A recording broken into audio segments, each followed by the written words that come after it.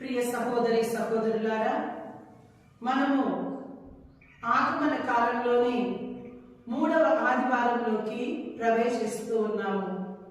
ఈ యొక్క 3వ ఆదివారము మనకేమి తెలియచేస్తూ ఉందంటే ఆనందం అనే అంశాన్ని గురించి తెలియచేస్తుంది.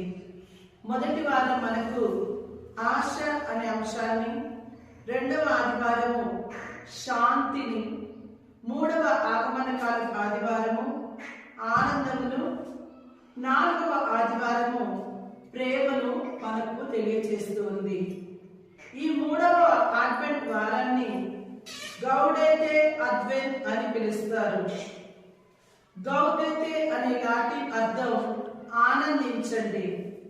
ఈ వారంలో మన పూజ గురువులు రోజ్ లేదా పింక్ కలర్ లో ఉండే వస్త్రాలను ధరిస్తారు.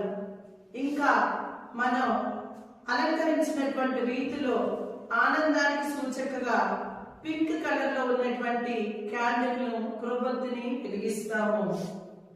ఈ ఆనందం ప్రపంచం ఇచ్చే సంతోషం కాదు, పరిస్థితుల పైన ఆధారపడినది కాదు.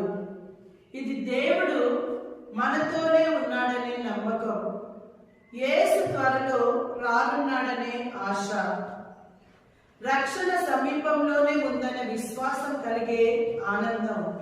ఫిలిప్పీలకు రాసిన లేఖ 4వ అధ్యాయము 4వ వచనము, ప్రభువులో ఎల్లప్పుడూ ఆనందించండి, మరలా చెప్పుచున్నాను ఆనందించండి. ప్రభు మార్గాన్ని సిద్ధపరచండి. పునీత బప్తిస్మ యోహాను గారు మనకు పశ్చాత్తాపం ద్వారా, మారిన హృదయాల ద్వారా, నిజాయితీ జీవితం ద్వారా ఎలా జీవించాలో మనకి తెలియజేసి ఉన్నారు. ఇంకా మనం గమనించినట్లయితే లూకా సువార్త 3వ అధ్యాయము 10-11 వచనాల్లో 2 వస్త్రాలు ఉన్నవాడు లేని వాడికి ఇవ్వాలి. ఆనందం పంచుకునేటప్పుడే పెరుగుతుంది. ఆనందము పశ్చాత్తాపము. 3వ అడ్వెంట్ లో కేవలం పండుగ ఆనందం కాదు, మార్పు వల్ల కలిగే ఆనందం.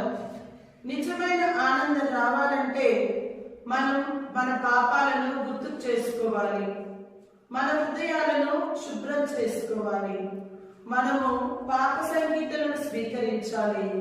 కీర్తనకారుడు 5వ అధ్యాయము 12వ వచనంలో తెలియజేసిన విధంగా నీ రక్షణ ఆనందాన్ని నాకు తిరిగి ఇవ్వుము. మరి